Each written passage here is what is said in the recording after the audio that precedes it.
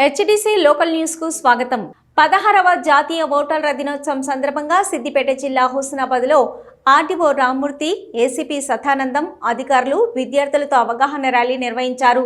స్థానిక అంబేద్కర్ చౌరస్తాలో విద్యార్థులతో కలిసి ఓటర్ ప్రతిజ్ఞ చేయించారు.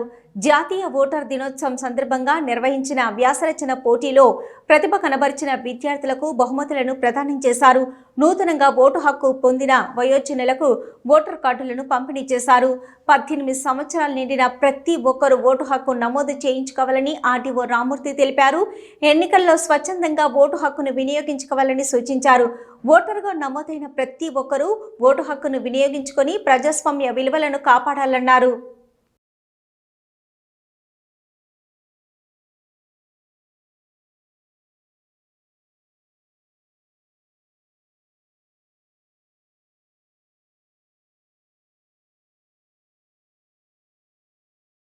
నేషనల్ ఓటర్స్ డే అనేది మనం సెలబ్రేట్ చేసుకుంటాను దేశవ్యాప్తంగా.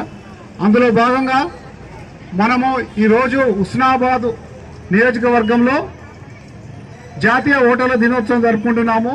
జాతీయ ఓటర్ల దినోత్సవం సందర్భంగా శుభాకాంక్షలు తెలియజేస్తున్నాము.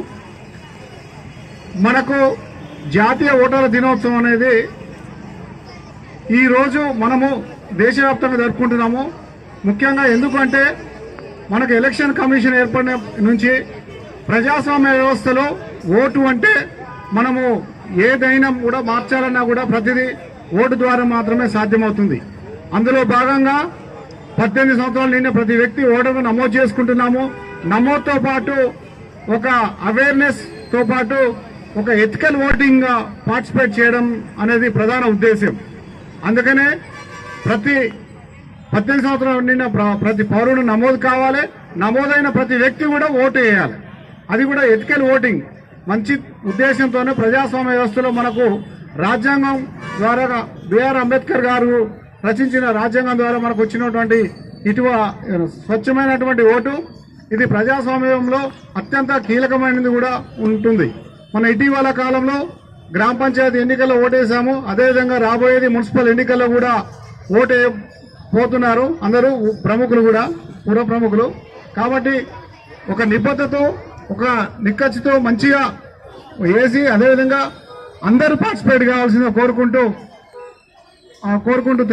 అందరికీ జాతీయ ఓటర్ల దినోత్సవం సందర్భంగా శుభాకాంక్షలు తెలియజేస్తున్నాము.